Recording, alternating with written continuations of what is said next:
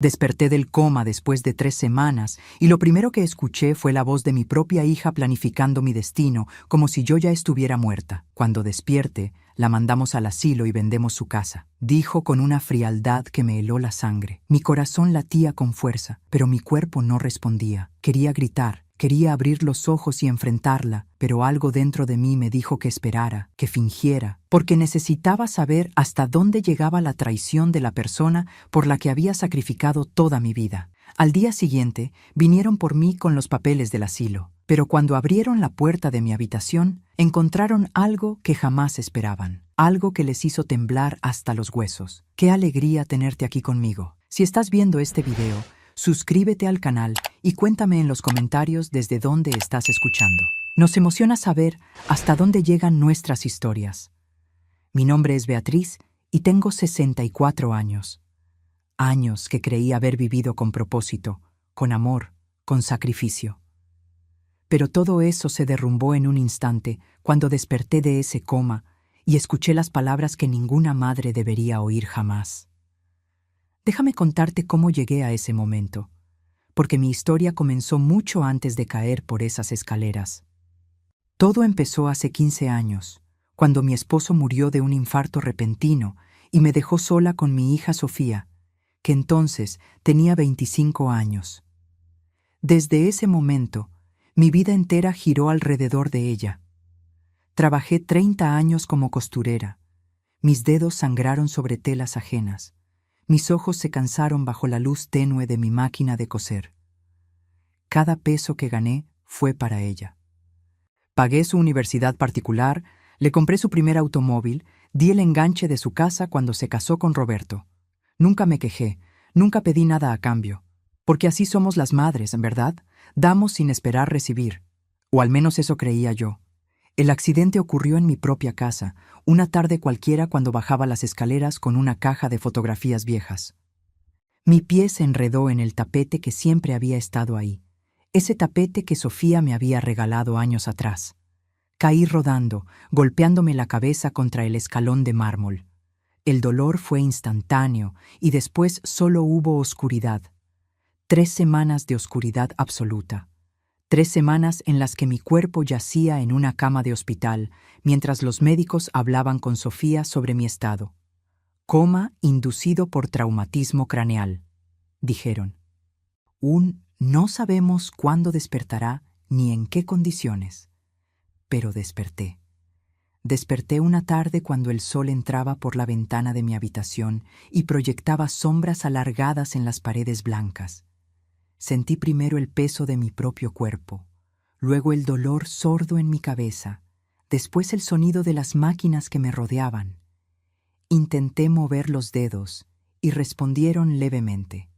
Intenté abrir los ojos, pero los párpados pesaban como piedras, y entonces la escuché. La voz de Sofía en el corredor, hablando con Roberto. «No podemos seguir pagando el hospital privado», decía ella con un tono que jamás le había escuchado, seco y calculador.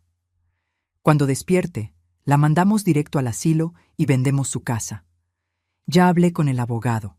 Tengo procuración y ella firmó todo hace años». Las palabras me atravesaron como cuchillos.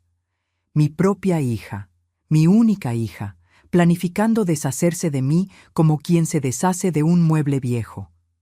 Roberto respondió con esa voz grave que siempre me había parecido falsa. ¿Y el dinero de la venta? Necesitamos ese dinero antes de que ella pueda cambiar de opinión o meter las narices en nuestros asuntos. Sofía rió, una risa breve y amarga. La casa vale casi 3 millones de pesos. Con eso pagamos nuestras deudas y nos queda para remodelar. Ella ni se dará cuenta en el asilo. Es más, probablemente ni recuerde que tuvo una casa. En ese momento sentí que mi corazón se partía en 1000 pedazos dentro de mi pecho. Cada latido era un golpe de dolor, de incredulidad, de traición absoluta.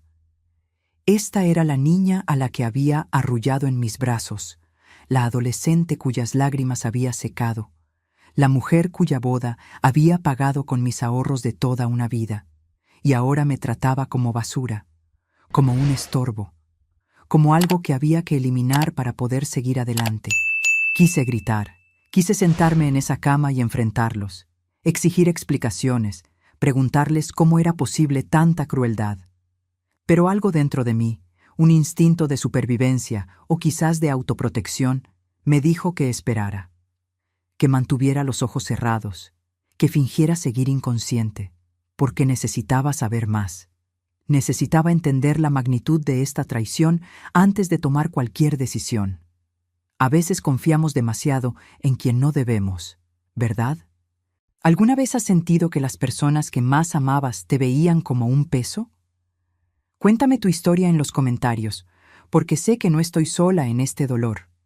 Mientras yacía ahí inmóvil, con el corazón destrozado pero la mente cada vez más despierta, me pregunté cuánto más tendría que escuchar. ¿Qué otras verdades dolorosas me esperaban? ¿Qué más había estado pasando a mis espaldas mientras yo creía que éramos una familia unida? Lo que descubrí en los días siguientes superó mis peores pesadillas. Los días que siguieron fueron una tortura silenciosa. Cada mañana despertaba con la esperanza de que todo hubiera sido una pesadilla, pero cada mañana las voces confirmaban mi nueva realidad. Sofía venía al hospital solo una vez al día, generalmente por las tardes, y siempre acompañada de Roberto. Nunca venía sola, nunca me tomaba la mano. Nunca me hablaba con cariño como hacen las hijas con sus madres enfermas. Entraba, verificaba que yo siguiera dormida, hablaba brevemente con las enfermeras sobre mi estado y se iba, como quien revisa una planta que dejó al cuidado de alguien más. El tercer día después de despertar, escuché una conversación que me hizo entender que esto no era solo frialdad, era un plan calculado. Sofía hablaba por teléfono en el pasillo y su voz llegaba clara a través de la puerta entreabierta. Sí, ya revisé el asilo. Es el más económico que encontré. Habitación compartida, atención básica. Nada de lujos. Ella ni va a percibir la diferencia de todas formas. A esa edad, ya no distinguen entre un lugar y otro. Me mordí el labio interior para no llorar, para no hacer ningún sonido que delatara que estaba escuchando cada palabra venenosa. ¿Cuándo mi hija se había convertido en esta persona? ¿O siempre había sido así y yo había estado demasiado ciega de amor maternal para verlo? Al cuarto día, algo peor sucedió. Mis nietos vinieron a visitarme, Diego y Fernanda, de 16 y 14 años respectivamente. Los niños a los que había cuidado cuando eran bebés, a los que había llevado al parque, a los que había cocinado sus comidas favoritas cada fin de semana.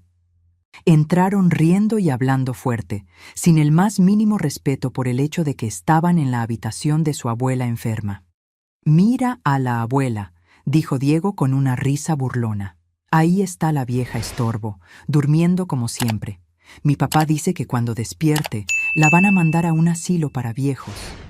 Fernanda rió también, con esa crueldad inconsciente de los adolescentes que creen que ser desagradables los hace parecer maduros. Menos mal. Ya no tendremos que ir a su casa los domingos a aguantar sus historias aburridas. Y mi mamá dice que con la venta de su casa nos van a comprar computadoras nuevas. Sentí que el aire se me escapaba de los pulmones. Estos eran los niños por los que había guardado dinero secretamente. Los niños para los que planeaba pagar la universidad. Y me llamaban estorbo. Me consideraban un sacrificio que había que hacer los domingos. Una obligación molesta de la que pronto se librarían. Roberto entró entonces y los reprendió, pero no por lo que habían dicho, sino por el volumen. Bajen la voz. Están en un hospital. Si alguien los escucha, van a pensar que somos una familia horrible. Si alguien los escucha, pensé con amargura. Si alguien supiera la verdad sobre esta familia perfecta que aparentaban ser. Roberto se acercó a mi cama y por un momento pensé que quizás él tendría algo de compasión, algo de humanidad. Pero lo que dijo me heló la sangre. «¿Sabes, Sofía?», le dijo a mi hija que acababa de entrar. «Siempre pensé que tu madre era un peso. Desde que nos casamos, sentí que teníamos que estar pendientes de ella, invitarla, incluirla. Menos mal que pronto esto se acaba. Podremos vivir nuestra vida sin esa carga». Esa carga, yo era esa carga. la mujer que había trabajado hasta que le dolían los huesos para darle a su hija una vida mejor. La mujer que había renunciado a sus propios sueños, a sus propias oportunidades, para asegurarse de que Sofía tuviera todo. Y ahora era una carga de la que querían deshacerse. ¿Tú también te has decepcionado profundamente de alguien que amabas? Cuéntame tu historia en los comentarios. Quiero leerte. Quiero saber que no estoy sola en este dolor. La única persona que me trataba con dignidad era la enfermera de turno nocturno, una mujer llamada Lupita, que tendría unos 40 años. Cada noche cuando el hospital se quedaba en silencio, Lupita entraba a mi habitación y me hablaba. «Buenas noches, señora Beatriz», decía con una voz suave y cálida. «Sé que no puede oírme, pero me gusta pensar que en algún lugar muy dentro de usted, mis palabras le hacen compañía». Me limpiaba con cuidado, acomodaba mis almohadas, me ponía crema en las manos. Pequeños gestos de humanidad que me hacían llorar por dentro. Esta extraña me trataba con más amor que mi propia familia. Una noche, mientras Lupita me peinaba suavemente, le escuché murmurar: «No entiendo cómo su familia la visita tan poco. Si yo tuviera a mi madre viva, no me separaría de su lado ni un momento». Sus palabras me llegaron al alma. Durante esas noches largas y oscuras, mientras fingía dormir, mi mente viajaba al pasado. Recordaba cuando Sofía nació, esa criatura pequeña y perfecta que había puesto en mis brazos y había cambiado mi vida para siempre. Recordaba sus primeros pasos, su primer día de escuela, su graduación. Recordaba cada sacrificio que había hecho con amor, cada noche que había trabajado hasta tarde para pagarle clases de piano, cada peso ahorrado para sus vacaciones. Recordaba cuando mi esposo murió y cómo le prometí a Sofía que nunca le faltaría nada, que yo trabajaría el doble si era necesario para que ella tuviera la vida que merecía. Y lo cumplí. Trabajé mis dedos hasta el cansancio, cosiendo vestidos para señoras ricas que nunca me miraban a los ojos. Ahorré cada centavo que pude. Cuando Sofía se casó, vendí las joyas que mi esposo me había regalado para darle una boda hermosa. Cuando nacieron mis nietos, estuve ahí en cada momento, cuidándolos, amándolos, siendo la abuela que toda familia merece. Y ahora esto. Este era mi pago por una vida de amor incondicional. Ser llamada estorbo, ser planeada como un obstáculo que había que remover. Ser enviada al asilo más barato como quien desecha un objeto que ya no sirve. El dolor emocional era infinitamente peor que el dolor físico de mis heridas. Las fracturas de mi cuerpo sanarían, pero ¿cómo sana un corazón destrozado por la traición de tus propios hijos? Fue entonces, en mi 6º día de fingir inconsciencia, cuando tomé una decisión. No iba a ser víctima. No iba a permitir que me descartaran como basura. Si mi hija quería jugar este juego cruel, yo tenía mis propias cartas que ella desconocía. Cartas que había guardado en secreto, pensando que algún día las usaría para ayudarla. Ahora las usaría para salvarme a mí misma. Pero necesitaba ayuda. Necesitaba a alguien en quien pudiera confiar. Y solo había una persona que me había mostrado verdadera compasión en este hospital frío y solitario. ¿Qué crees que hice? ¿Habría alguien dispuesto a ayudarme cuando mi propia familia me había abandonado? Quédate conmigo, porque lo que sucedió esa noche cambió todo. Esperé hasta la madrugada del 7º día. El hospital estaba en su momento más silencioso, ese periodo extraño entre la noche y el amanecer, cuando hasta los sonidos de las máquinas parecen apagarse. Lupita entró a mi habitación como siempre, con ese paso suave que había llegado a reconocer, incluso con los ojos cerrados. La escuché acercarse. Sentí su mano cálida tomar la mía para verificar mi pulso. Y entonces, reuniendo todo mi valor, apreté levemente sus dedos y susurré con una voz que no había usado en 7 días. «Lupita, estoy despierta. Por favor, necesito tu ayuda». Sentí cómo su mano se tensaba en la mía, cómo contenía un grito de sorpresa. «Señora Beatriz», susurró ella, su voz temblando entre el shock y la emoción. Usted está consciente. Dios mío, tengo que llamar al doctor, tengo que avisarle a su familia». No, dije con más firmeza de la que creía posible. Por favor, Lupita, no le digas a nadie todavía, especialmente no a mi familia. Abrí los ojos lentamente y vi su rostro, esos ojos llenos de confusión y preocupación. No entiendo, dijo ella. ¿Por qué no quiere que sepan? Van a estar tan felices de saber que está bien. Una lágrima rodó por mi mejilla. No van a estar felices, Lupita. He estado despierta desde hace 7 días. He escuchado todo lo que han dicho. He escuchado sus planes para mí. Vi cómo su expresión cambiaba de confusión a comprensión y luego a horror. Los escuché, susurró ella. Esa conversación sobre el asilo. Pensé que había entendido mal, que quizás estaban discutiendo opciones para cuando usted se recuperara. Pero usted dice que están esperando que despierte para deshacerse de mí. Completé la frase. Para enviarme al asilo más barato que encontraron y vender mi casa para pagar sus deudas. Mi propia hija, Lupita, la niña que crié sola después de que su padre murió. Mientras cuento todo esto, pienso en dónde estarás escuchándome. Escribe el nombre de tu ciudad en los comentarios. Me consuela saber que mi historia viaja hasta donde tú estás. Lupita se sentó en la silla junto a mi cama, todavía sosteniendo mi mano. ¿Qué puedo hacer para ayudarla?, preguntó simplemente. Y en esa pregunta, en esa disposición inmediata a ayudar a una extraña, encontré más humanidad de la que había recibido de mi propia sangre. Durante la siguiente hora, le conté todo. Le conté sobre mi vida, sobre los sacrificios, sobre la traición. Y luego le conté sobre mi secreto. Hace 2 años, le dije, recibí una herencia de una tía lejana que vivía en el norte. No era familia cercana, apenas la conocía, pero no tuvo hijos y yo era su única sobrina viva. Me dejó una cantidad considerable de dinero, casi 2 millones de pesos, y una pequeña propiedad en el campo. Los ojos de Lupita se abrieron con sorpresa. ¿Su familia sabe de esto? No, respondí. Nunca se los dije. Guardé el secreto porque quería usar ese dinero para algo especial. Pensaba dárselo a mis nietos cuando entraran a la universidad, para que no tuvieran que trabajar mientras estudiaban como yo tuve que hacer. Quería que tuvieran oportunidades.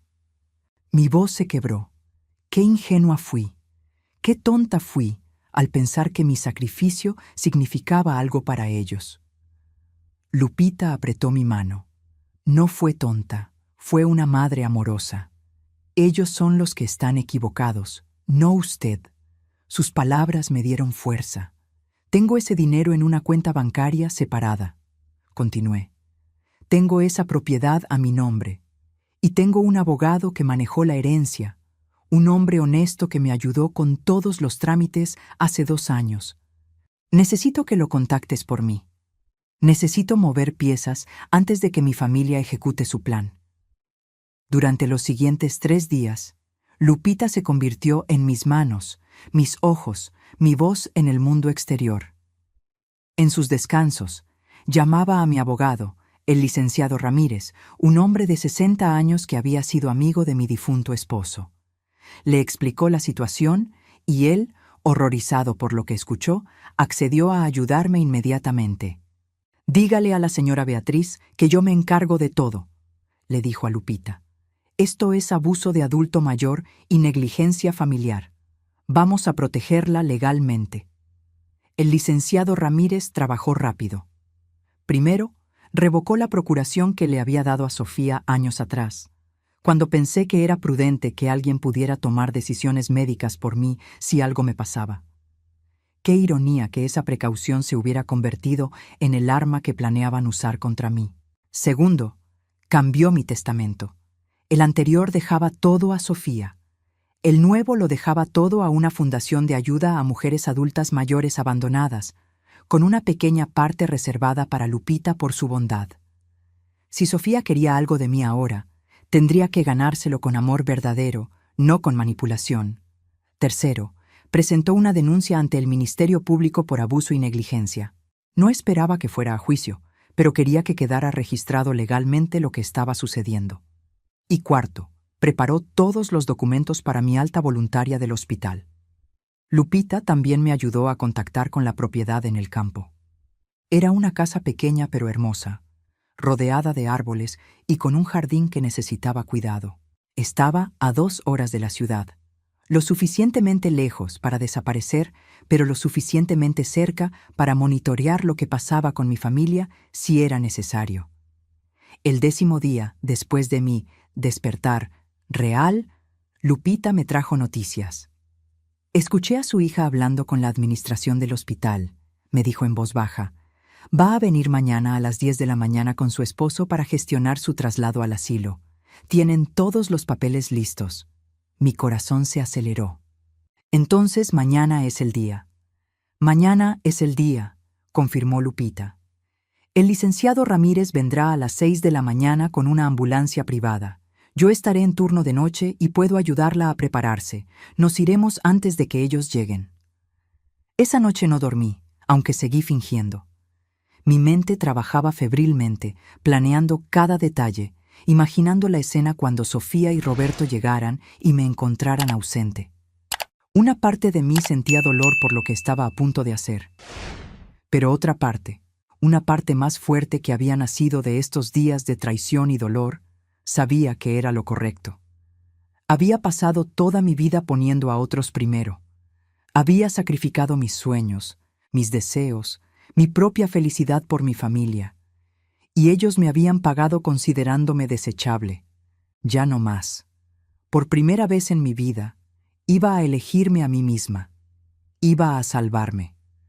Iba a desaparecer y construir una vida donde fuera valorada, aunque esa vida no incluyera a las personas que había amado más que a mi propia existencia.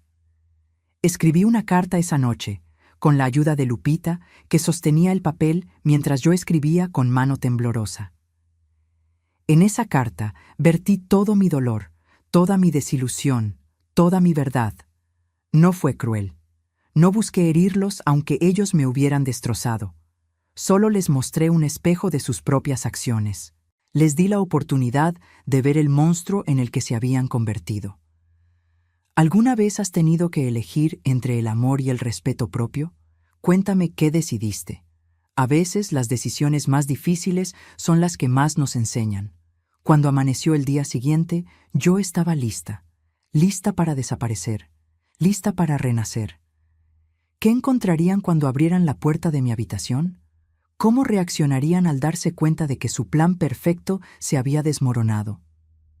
Sigue conmigo, porque lo que sucedió ese día los cambió para siempre. El licenciado Ramírez llegó exactamente a las 6 de la mañana como prometió. Con él venían 2 paramédicos de una ambulancia privada y una silla de ruedas. Lupita ya me había ayudado a vestirme con la ropa que ella misma había comprado para mí, un vestido sencillo pero digno, un suéter suave, zapatos cómodos. Me peinó el cabello con cuidado, como si estuviera preparándome para algo sagrado. Y en cierto modo, lo era. Era mi renacimiento. ¿Está segura de esto, señora Beatriz?, me preguntó el licenciado Ramírez mientras firmaba los últimos papeles de alta voluntaria. Todavía podemos buscar otras opciones. Podemos confrontarlos legalmente. Podemos... Estoy segura, lo interrumpí. Mi voz sonaba más firme de lo que me había escuchado en años. Ellos tomaron su decisión sobre mí sin consultarme, sin considerarme. Ahora yo tomo la mía. Antes de irme, coloqué el sobre con la carta sobre la cama cuidadosamente hecha. Era un sobre manila grande que también contenía copias de todos los documentos legales. La revocación de la procuración, el Nuevo Testamento, la denuncia ante el Ministerio Público. Quería que supieran que esto no era un acto impulsivo de una vieja confundida. Era una decisión calculada y legal de una mujer que había recuperado su poder. La carta comenzaba así: Sofía, cuando leas esto, yo ya me habré ido. No a donde tú planeabas enviarme, sino a donde yo decidí ir. Porque resulta que las viejas estorbos también tenemos voluntad propia, también tenemos dignidad, también tenemos derecho a ser tratadas como seres humanos y no como basura que hay que desechar. Salimos del hospital por una entrada lateral a las 7 de la mañana. El sol apenas comenzaba a asomar sobre la ciudad, tiñendo todo de naranja y oro. Sentí el aire fresco en mi cara por primera vez en casi un mes, y algo dentro de mí se liberó. Lupita venía con nosotros. Había renunciado a su trabajo en el hospital esa misma madrugada. «No puedo seguir trabajando en un lugar que permitió que esto le pasara a usted», me dijo. «Además, alguien tiene que cuidarla mientras se recupera completamente. Si me acepta, me gustaría ser esa persona». La acepté, por supuesto. No como empleada, sino como la amiga que había demostrado ser en el momento más oscuro de mi vida. Mientras la ambulancia se alejaba del hospital, imaginé lo que estaba por venir. Sofía y Roberto llegarían a las 10, puntuales como siempre eran para las cosas que les convenían. Subirían a mi habitación con sus papeles del asilo, con sus sonrisas falsas preparadas para cuando yo despertara. Abrirían la puerta esperando encontrarme vulnerable, confundida, fácil de manipular, pero encontrarían una cama vacía, encontrarían un sobre Manila, y encontrarían la verdad que habían estado evitando, que yo sabía todo. Más tarde, el licenciado Ramírez me contó exactamente lo que sucedió. Me dijo que había colocado a un investigador privado de su confianza en el hospital para documentar la reacción de mi familia. Necesitaba evidencia adicional para el caso legal si alguna vez lo necesitábamos. Sofía y Roberto llegaron a las 10:05. Subieron al piso de hospitalización charlando casualmente, como quien va a realizar un trámite rutinario. Roberto llevaba una carpeta con documentos. Sofía llevaba su bolso de diseñador, el que yo le había regalado para su cumpleaños el año pasado. Cuando abrieron la puerta de mi habitación y la encontraron vacía, hubo un momento de confusión. «¿Se la llevaron a hacer estudios?», preguntó Sofía a una enfermera que pasaba por el corredor. La enfermera, que no era Lupita y no sabía nada de nuestro plan, revisó su tableta. «La señora Beatriz fue dada de alta esta mañana. Alta voluntaria». «¿Alta voluntaria?», la voz de Sofía subió una octava. «Eso es imposible. Ella está en coma. Ella no puede firmar una alta voluntaria». Según los registros, la paciente recuperó la conciencia hace varios días y decidió continuar su recuperación en otro lugar. Todo está en orden legalmente. Sofía entró a la habitación como un huracán. Roberto la siguió. Y entonces vieron el sobre. El investigador me dijo que Sofía lo abrió con manos temblorosas, que su rostro pasó de la confusión a la palidez extrema mientras leía, que Roberto le arrancó la carta de las manos y la leyó también, sus ojos agrandándose con cada párrafo. «Esto no puede estar pasando», murmuró Sofía. «Esto no puede estar pasando». Pero estaba pasando. La carta continuaba. «Escuché cada palabra que dijiste, cada plan que hiciste para deshacerte de mí como si fuera basura. Escuché a mi yerno decir que siempre fui un peso. Escuché a mis nietos llamarme vieja estorbo. Y mientras fingía estar inconsciente, decidí algo, que merecía más, que merecía dignidad, que merecía respeto. Como verás en los documentos adjuntos, he revocado la procuración que te di. He cambiado mi testamento. He presentado una denuncia legal. La casa que planeabas vender nunca será tuya. El dinero que esperabas nunca llegará. Porque yo elijo, por primera vez en mi vida, elegirme a mí misma». Roberto fue el primero en reaccionar. Su cara se puso roja de furia. «¿Dónde está? ¿A dónde se fue esa vieja manipuladora? No puede hacer esto. Teníamos un plan. Teníamos un plan», lo interrumpió Sofía, su voz ahora llena de una histeria que el investigador describió como dolorosa de presenciar. «¿Teníamos un plan?» «Roberto, ese dinero de la venta de su casa era lo único que podía salvarnos de la bancarrota. Lo único que podía pagar tus deudas de juego que me ocultaste, las tarjetas de crédito que maxeaste, los préstamos que sacaste a mi nombre». Y ahí estaba, la verdad saliendo a la luz como suele hacer cuando la presión se vuelve insoportable. Roberto había estado ocultando una adicción al juego, había acumulado deudas enormes. Y el plan de enviarme al asilo y vender mi casa era su salvación financiera. ¿Pensaste que yo quería deshacerme de mi madre? Gritó Sofía. Tú me convenciste. Tú me dijiste que era lo mejor. Tú me dijiste que ella estaría mejor en un asilo. Y ahora resulta que todo era por tu dinero, por tus malditas deudas.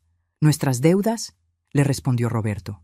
Las tarjetas están a tu nombre, la casa está a tu nombre. Si nos demandan, te van a embargar a ti. Necesitábamos ese dinero y tu madre nos lo quitó por ser egoísta. ¿Egoísta? La voz de Sofía se quebró. Mi madre que trabajó hasta sangrar los dedos para darme una vida mejor. Mi madre que pagó mi universidad, mi boda, que dio el enganche de esta casa que ahora vamos a perder. ¿Ella es la egoísta? El investigador me dijo que en ese momento Sofía se derrumbó. Se sentó en el piso del hospital y lloró como no había llorado en años. Lloró por lo que había hecho, por lo que había perdido, por la madre que había traicionado y que ahora se había ido para siempre. O al menos eso creía ella. Roberto intentó consolarla, pero ella lo empujó. No me toques. Esto es tu culpa. Todo esto es tu culpa. Arruinaste mi relación con mi madre, arruinaste nuestra familia, arruinaste todo. Salieron del hospital 2 horas después, discutiendo en el estacionamiento con tal intensidad que la seguridad tuvo que pedirles que se fueran. El investigador me dijo que fue doloroso de presenciar, pero también me dijo algo más. Señora Beatriz, vi algo en los ojos de su hija cuando leyó esa carta. Vi remordimiento real. Vi dolor real. No justifico lo que hizo, pero creo que hay una parte de ella que sí la ama. Una parte que fue manipulada y confundida. Sus palabras me tocaron, pero no cambiaron mi decisión. Porque amar a alguien no es suficiente si ese amor no viene con respeto, con consideración, con dignidad. Y yo había vivido demasiados años sin esas cosas. Era tiempo de encontrarlas, aunque tuviera que construirlas yo misma. ¿Te has preguntado alguna vez cuánto vale tu dignidad? ¿Cuánto estás dispuesta a sacrificar antes de decir basta? Mientras viajaba hacia mi nueva vida, yo finalmente tenía las respuestas. La casa en el campo era todo lo que necesitaba y nada de lo que había tenido antes. Era pequeña, pintada de blanco con contraventanas azules, rodeada de árboles que susurraban con el viento. Había un jardín que necesitaba atención, un porche donde podía sentarme a ver el amanecer, y un silencio que era bálsamo para mi alma herida. No era lujosa, no era grande, pero era mía, verdaderamente mía. Los primeros días fueron de adaptación. Mi cuerpo todavía se estaba recuperando del accidente y del tiempo en cama. Lupita me ayudaba con todo, desde bañarme hasta cocinar, pero lo hacía con tal cariño que nunca me sentí como una carga. Al contrario, me sentí cuidada de verdad por primera vez en años. Lupita, le dije una tarde mientras tomábamos té en el porche, no tienes que quedarte aquí conmigo. Ya hiciste suficiente. Tienes tu propia vida, tu propia familia. Ella sonrió y tomó mi mano. Señora Beatriz, mi familia está en el norte y nos vemos 2 veces al año. Aquí con usted me siento más en casa que en mi apartamento sola en la ciudad. Si me permite, me gustaría quedarme, no como su enfermera, sino como su amiga, como su familia elegida. Familia elegida. ¡Qué concepto tan hermoso! Porque la verdad es que la familia no siempre es la sangre que compartimos, sino las personas que eligen quedarse cuando podrían irse. Las personas que nos cuidan cuando estamos vulnerables. Las personas que nos ven como seres humanos con valor, no como obligaciones o estorbos. Comencé terapia con una psicóloga que venía al pueblo una vez por semana. Al principio resistí la idea. Ya soy vieja para estas cosas modernas, le dije al licenciado Ramírez cuando me lo sugirió. Pero él insistió, y resultó ser una de las mejores decisiones que tomé. La doctora Méndez era una mujer de 50 años, con una mirada sabia y una paciencia infinita. Me ayudó a entender que lo que me había pasado era abuso emocional, que la culpa que sentía por abandonar a mi familia no tenía fundamento, que elegirme a mí misma no era egoísmo, era supervivencia. Beatriz, me dijo en una sesión, Usted pasó 64 años siendo la salvadora de todos. ¿Quién la salvó a usted? La pregunta me hizo llorar durante horas, porque la respuesta era nadie. Nadie me había salvado nunca. Había tenido que salvarme yo misma, y había tardado 6 décadas en hacerlo. Retomé mi pasión por la costura, pero esta vez no por necesidad, sino por placer. Lupita me ayudó a montar un pequeño taller en uno de los cuartos de la casa. Compré telas hermosas, hilos de colores, patrones nuevos.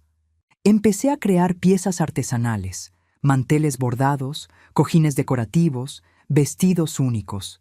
Lupita sugirió que los vendiéramos en línea. Hay mercados en Internet donde la gente busca exactamente este tipo de cosas hechas a mano. Me explicó mientras me enseñaba a usar una computadora. Al principio me sentí torpe, desactualizada, demasiado vieja para aprender tecnología nueva. Pero Lupita fue paciente y yo fui persistente. Y poco a poco abrimos una tienda en línea. Las ventas empezaron lentas, pero crecieron.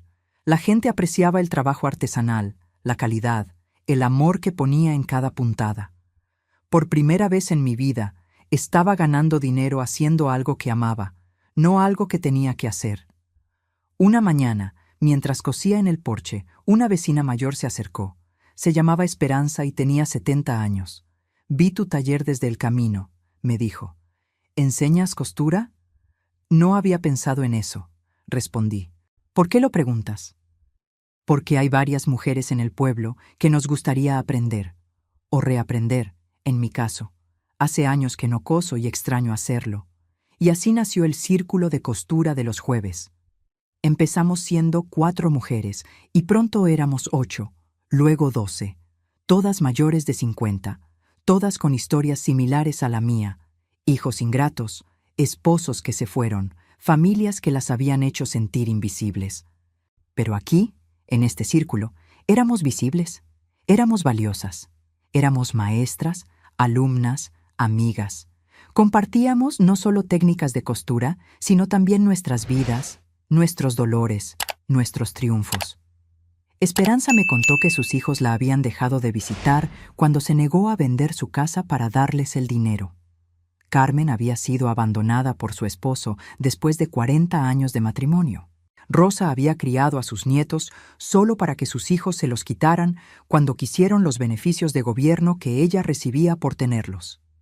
Todas éramos mujeres que habíamos dado todo y habíamos sido desechadas cuando ya no éramos útiles. Pero todas estábamos renaciendo. ¿Has encontrado alguna vez tu tribu? ¿Esas personas que entienden tu dolor sin que tengas que explicarlo? Cuéntame en los comentarios dónde encontraste tu lugar. Mientras tanto, en la ciudad, mi vida anterior se desmoronaba. El licenciado Ramírez me mantenía informada. Sofía había intentado contactarme de todas las formas posibles.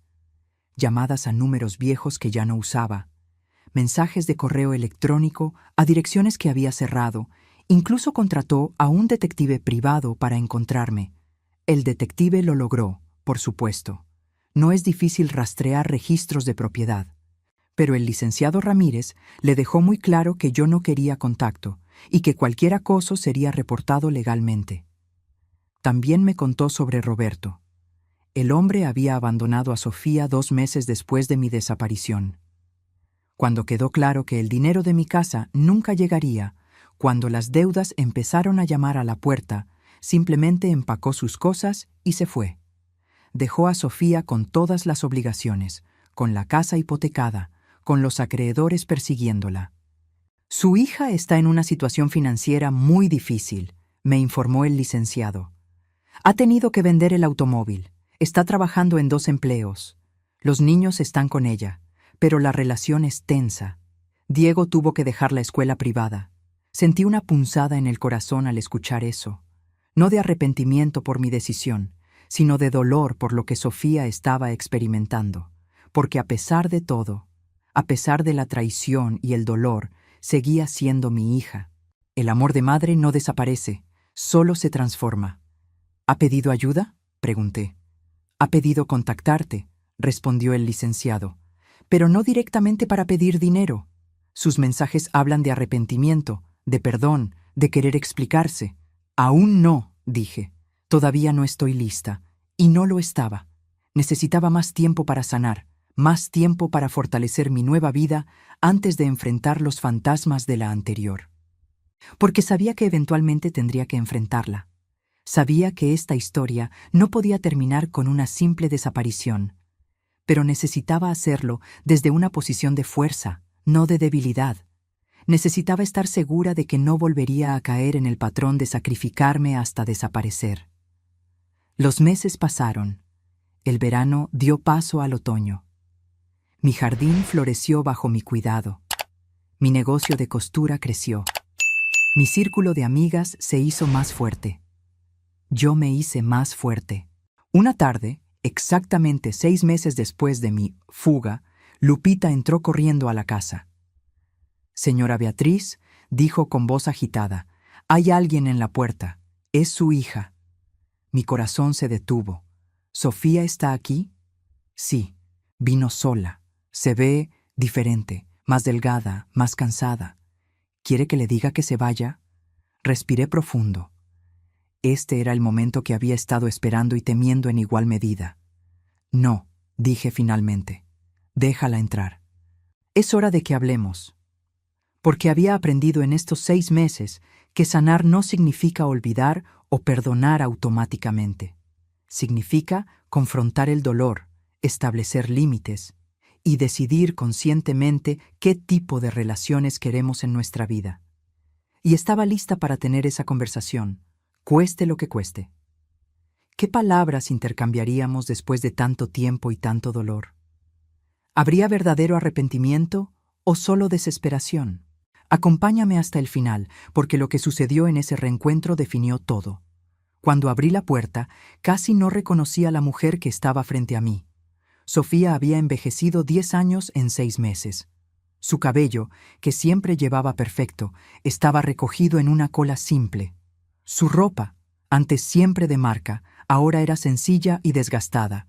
Pero lo que más me impactó fueron sus ojos. Ya no tenían esa dureza que había visto en el hospital. Estaban llenos de un dolor tan profundo que reconocí inmediatamente porque era el mismo que yo había llevado durante años. «Mamá», dijo, y su voz se quebró en esa única palabra. Se quedó ahí en el porche, sin atreverse a entrar, como si esperara que yo la echara, y una parte de mí quería hacerlo. Quería cerrarle la puerta en la cara como ella había planeado cerrarme a mí en un asilo. Pero otra parte, la parte que había estado trabajando en terapia, la parte que había aprendido que la sanación a veces requiere confrontación, me hizo dar un paso atrás. «Entra», dije simplemente. Sofía entró despacio, mirando alrededor de mi nueva casa con ojos asombrados. «Es hermosa», murmuró. «Es pequeña, pero es hermosa. Te ves bien, mamá. Te ves feliz». «Lo soy», respondí. Y era verdad. Por primera vez en mucho tiempo, soy feliz. Nos sentamos en la sala, una frente a la otra. Lupita apareció brevemente con té y luego desapareció discretamente, dejándonos solas. El silencio se extendió entre nosotras como un abismo. «No sé por dónde empezar», dijo Sofía finalmente. Sus manos temblaban alrededor de la taza de té. «He practicado este momento 1000 veces en mi cabeza. Todo lo que te diría, cómo te lo diría, pero ahora que estoy aquí, las palabras parecen tan insuficientes». «Empieza por el principio», le dije. «Empieza por decirme la verdad, toda la verdad». Y así lo hizo.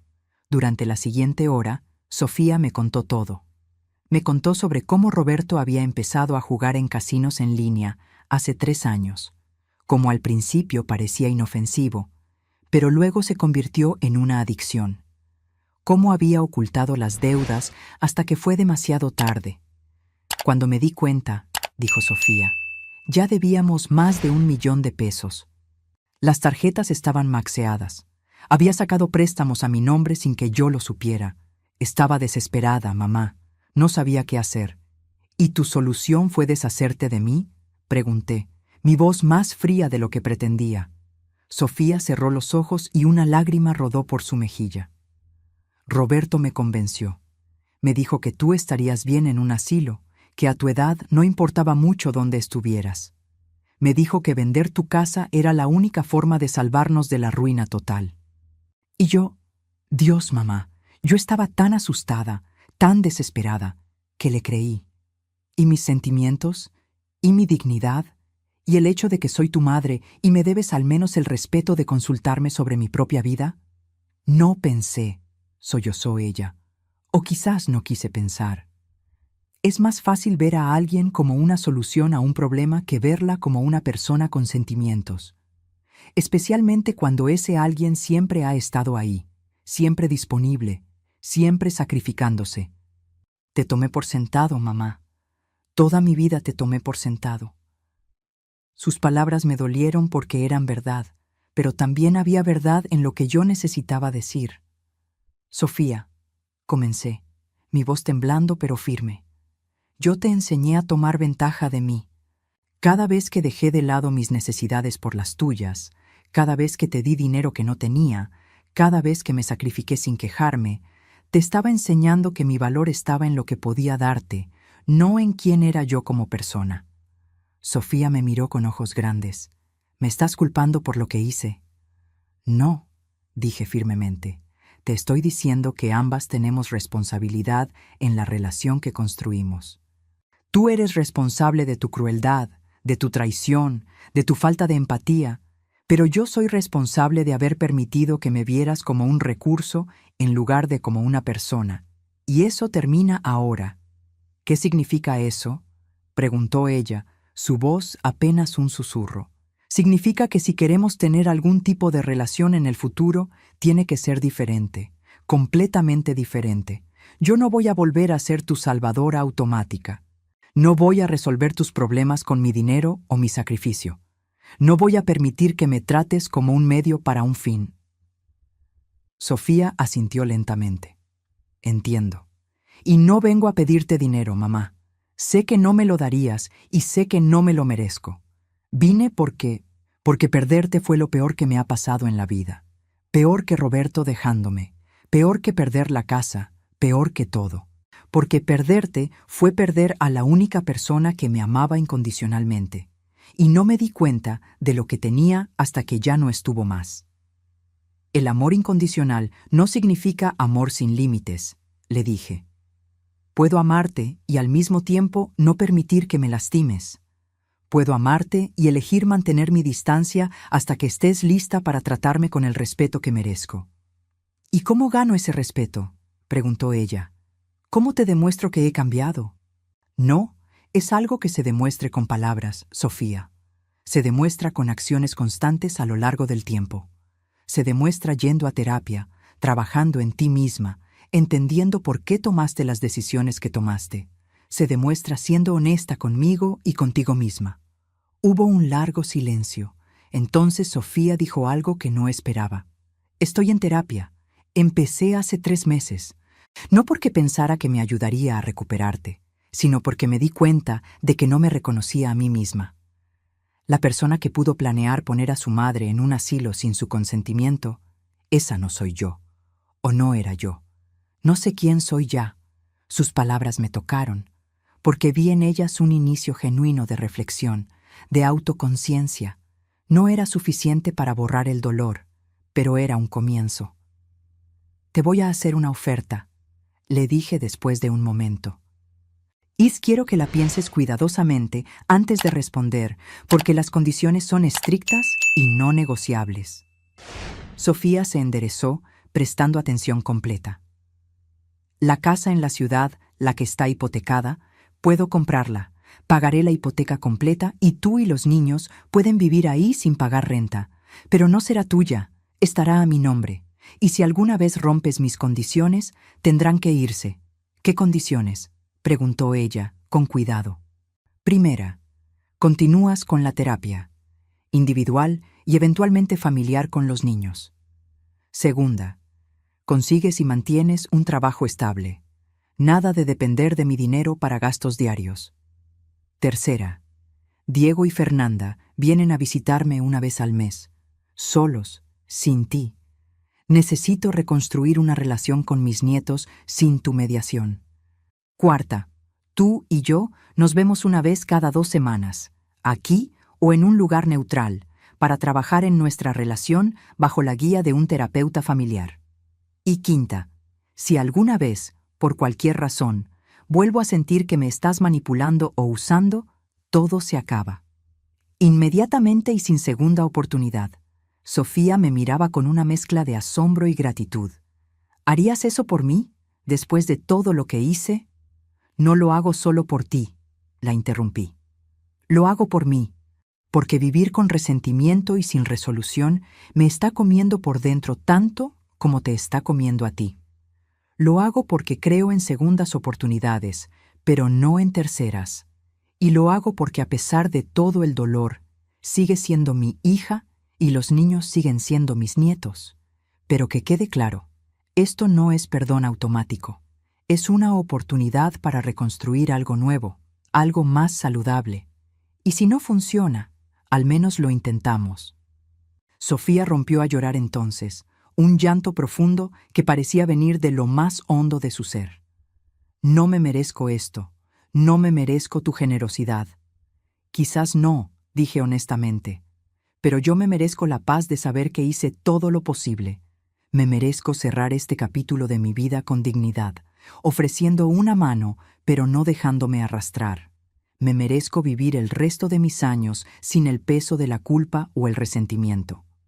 Nos quedamos ahí sentadas, madre e hija, ambas llorando, ambas procesando 64 años de dinámicas complejas, de amor imperfecto, de patrones que necesitaban romperse para poder sanar. Hay algo más que necesitas saber, dije cuando nuestras lágrimas se calmaron. No estoy sola aquí. He construido una vida. Tengo amigas. Tengo mi negocio de costura. Tengo a Lupita que se ha convertido en mi familia elegida. Ya no soy la mujer que solo existía en función de otros. Soy Beatriz, con mis propios sueños, mis propias necesidades, mi propio valor. Y cualquier relación que tengamos de ahora en adelante tiene que respetar eso. Sofía asintió. Entiendo, y quiero conocer a esa Beatriz, porque me doy cuenta ahora de que nunca realmente te conocí como persona, solo como mi madre. Y eso fue mi error más grande. Nos despedimos esa tarde con un abrazo cauteloso, todavía doloroso, pero con una pizca de esperanza. No sé si nuestra relación podrá repararse completamente. No sé si algún día podré confiar en ella de nuevo como antes. Pero sé que tomé la decisión correcta al darle esta oportunidad bajo mis términos, no bajo los de ella. Mientras veía su auto alejarse por el camino de tierra, Lupita salió y se paró a mi lado. ¿Cómo te sientes?, preguntó. Me siento en paz, respondí, y era verdad. Hice lo correcto para mí. Le di una oportunidad, pero también me protegí. Establecí límites. Me mantuve firme. Estoy orgullosa de ti, dijo Lupita. Has recorrido un largo camino desde esa mujer que yacía en una cama de hospital fingiendo estar en coma. Sonreí. Esa mujer tuvo que fingir estar muerta para poder renacer. A veces necesitamos llegar al fondo más oscuro para encontrar la fuerza de levantarnos. Esa noche, sentada en mi porche con una taza de té caliente, reflexioné sobre mi viaje. Había tenido que perderlo todo para encontrarme a mí misma. Había tenido que enfrentar la traición más dolorosa para descubrir mi propia fortaleza. Había tenido que desaparecer para poder realmente vivir. Y la lección más importante que aprendí es esta. Tu valor no depende de lo necesaria que seas para otros. Tu valor está en quién eres como persona, en tu dignidad, en tu capacidad de elegirte a ti misma incluso cuando duele. Durante 64 años me di mi éxito por cuánto podía dar, cuánto podía sacrificar, cuánto podía soportar. Ahora lo mido por cuánta paz siento, cuánta alegría experimento, cuánto respeto me muestro a mí misma. Si estás escuchando esta historia y alguna vez te has sentido invisible, descartable, tomada por sentado, quiero que sepas esto. Nunca es demasiado tarde para elegirte. Nunca es demasiado tarde para establecer límites. Nunca es demasiado tarde para exigir el respeto que mereces. Y si eso significa alejarte de personas que amas, si eso significa reconstruir tu vida desde cero, si eso significa ser vista como egoísta por aquellos que se beneficiaban de tu sacrificio, entonces, que así sea. Porque vivir una vida auténtica, una vida donde eres valorada y respetada, es infinitamente mejor que vivir una vida de conveniencia para otros. Casi tuve que morir para entender que mi valor no dependía de ser necesaria. Ahora elijo quién merece mi amor, mi tiempo, mi energía. Y la primera persona en esa lista soy yo misma, siempre yo misma. Porque si no me elijo yo, ¿quién lo hará? Desde mi pequeña casa en el campo, rodeada de mi jardín floreciente, mis amigas verdaderas y la paz que finalmente encontré, les deseo a todas las mujeres que escuchan esta historia la valentía de hacer lo mismo, de elegirse, de renacer, de vivir no para otros, sino para ustedes mismas. Porque eso, al final del día, es lo único que realmente importa. Si te gustó esta historia, haz clic en este próximo video que está apareciendo en la pantalla, porque la próxima traición supera todo lo que has visto hasta ahora. Y no te olvides suscribirte en el canal, para que no te pierdas ni una sola historia.